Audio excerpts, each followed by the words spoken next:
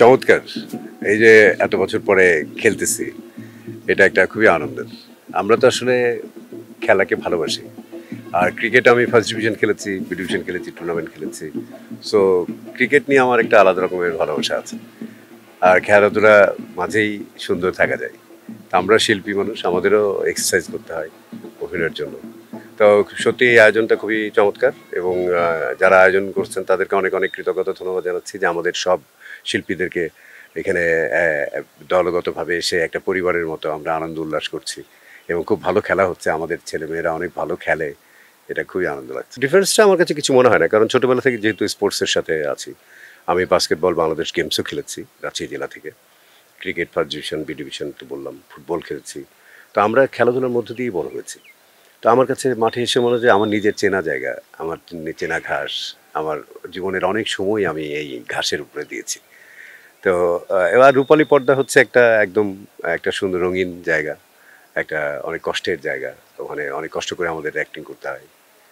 তো দুটোই কষ্টের। এখানে খেলাটাও বেশ আনন্দ এবং কষ্ট, আর শুটিংটাও হচ্ছে আনন্দ এবং কষ্ট। অবশ্যই খেলাধুলা করতে গেলে তো অত সহজ নয়। এটা আপনার বডি ফিটনেস, প্রতিদিন প্র্যাকটিস, প্রফেশনাল প্লেয়ার হতে গেলে তো আসলে অনেক পরিশ্রম করতে হয়। তো অবশ্যই আমি যেহেতু প্রফেশনাল অ্যাক্টর, তো আমি অভিনয়কে এগিয়ে রাখবো। খেলাধুলা হচ্ছে অবশ্যই দেখি টিভিতেও, আর আজকে খেলার সুযোগ পেয়েছি এই জন্য মাঠে এসেছি, খুব ভালো লাগছে।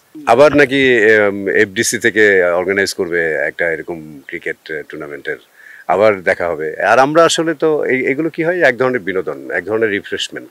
তো এগুলো যদি আয়োজকরা প্রতি বছরই আয়োজন করে তাহলে এটা খুবই ইন্সপায়ারিং, খুব ভালো। অনেক এনার্জেটিক, অনেক এনার্জেটিক। আমি শুটিং শেষ করে পরশুদিন এমন গাড়ি ড্রাইভ করছি এবং জ্যামের মধ্যে পড়ছি এবং কখন আসবো এই যে উত্তেজনা, এবং মাঠে আসার পরে যে রিলিফ এবং আনন্দ, এটা এনজয় করলাম। আমি বোলিং বয়স হয়ে গেছে, বোলিংয়ের তো রিস্ক নেবো না, ব্যাটিংটা মার্শাল্লাহ আমি খুবই কনফিডেন্ট।